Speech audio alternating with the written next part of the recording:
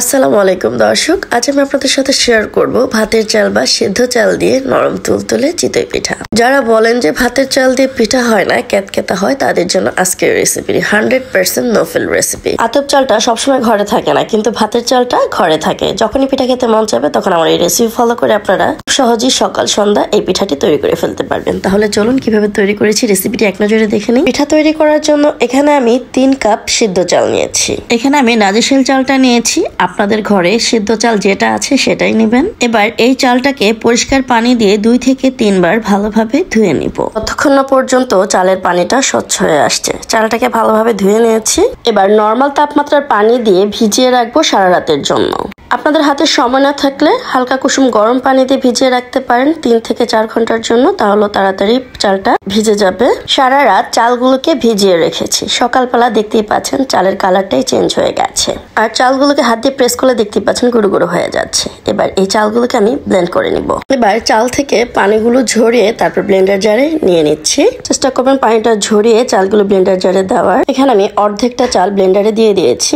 এবার কুসুম গরম পানি দিয়ে চালগুলোকে ব্লেন্ড করে নিব। এখানে আমি 1/3 কাপের মতো কুসুম গরম পানি দিয়েছি। শুরুতেই অল্প করে পানি দিয়ে তারপর চালটাকে ব্লেন্ড করতে হবে। চালগুলোকে ব্লেন্ড করে নিয়েছি। দেখতেই পাচ্ছেন কতটা ঘন হয়েছে। এটা বেশি করে পানি দিলে ডোটা পাতলা হয়ে যাবে, পরে পিঠা বানাতে অসুবিধা হবে। আমি সবগুলো চাল ব্লেন্ড করে নিয়েছি এবং ব্লেন্ডার দিয়ে একটু পানি দিয়েছি। এবার এর ভেতরে দিয়ে দিয়েছি 1 চা চামচ লবণ। লবণটা অবশ্যই স্বাদ মতো দিয়ে দিবেন। এবার পানির সাথে ভালোভাবে লবণটাকে মিশিয়ে নিচ্ছি। ব্যাটারটা অনেক ঘন মনে হচ্ছে, তাই এখানে আমি আরো 3 টেবিল চামচের মতো পানি দিয়ে দিচ্ছি। চিতই পিঠার ব্যাটারটা এমন হবে, বেশি ঘন না আবার অতিরিক্ত পাতলাও না, মিডিয়াম থাকবে।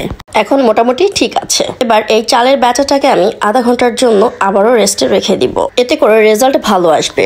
ফিরে আসলাম আধা ঘন্টা পর। দেখতেই পাচ্ছেন চালের গুঁড়াটা নিচে জমে আছে আর উপরে পানিটা ভেসে উঠেছে। এবার আবারও নেড়ে চেড়ে দিচ্ছি। এই পর্যায়ে যদি আপনাদের কাছে মনে হয় যে ব্যাটারটা একটু ঘন হয়ে গেছে, সেক্ষেত্রে আরো 1-2 টেবিল চামচ পরিমাণ পানি মিশিয়ে নিতে পারে। আমার কাছে মনে হচ্ছে যে ব্যাটারটা ঠিকঠাকই আছে, এর ভেতরে আর পানি মেশানোর দরকার নেই। তারপরেও পিঠা বানিয়ে দেখছি, যদি পানি লাগে সেক্ষেত্রে আরেকটু পানি দিয়ে দিব। যারা নতুন কখনো পিঠা বানান নাই তারা এখানে 1/2 চা চামচ বেকিং পাউডার দিয়ে দিবেন, তাহলে পিঠাগুলো ফুলবে। আজ আমি রাস্তার পাশের মামাদের মতো লোহার কড়াইতে পিঠা বানাবো। লোহার কড়াইটাকে ভালোভাবে গরম করে নিয়েছি। এই সময় চুলার আঁচটা কিন্তু মাঝারি আছে। এবার টিস্যুতে হালকা তেল মাখিয়ে আমি কড়াইটাকে পরিষ্কার করে নিচ্ছি। এতে করে আর পিঠাটা কড়াইতে লেগে যাবে না। হালকা একটু তেল ব্রাশ করে নেবেন। এবার কড়াইতে পিঠা দেওয়ার আগে ডোটাকে অবশ্যই উপর নিচ করে ভালোভাবে নেড়ে চেড়ে তারপর কড়াইতে পিঠাটা দিতে হবে। বিসমিল্লাহ বলে কড়াইতে আমি পিঠার ডোটা দিয়ে দিচ্ছি। এখানে আমি 2 চা চামচ দিব। আপনারা আপনাদের আন্দাজ মতো পিঠাটা কতটুকু সাইজ করবেন সেই অনুযায়ী ডোটা দিয়ে দিবেন। এবার ঢাকনা দিয়ে ঢেকে 2 মিনিট চুলায় রেখে দিব। ফিরে আসলাম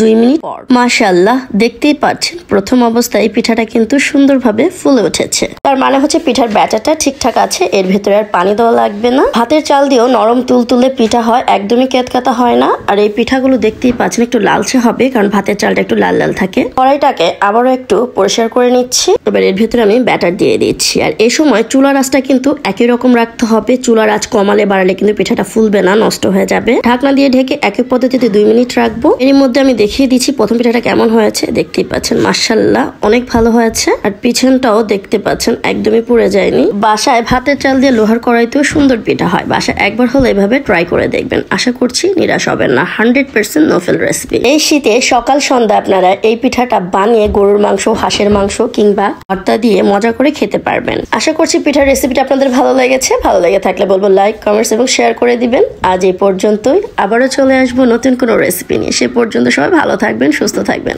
আমার জন্য দোয়া করবেন। সবাইকে ভিডিওটি দেখার জন্য অসংখ্য ধন্যবাদ জানিয়ে শেষ করছি। আল্লাহ হাফেজ।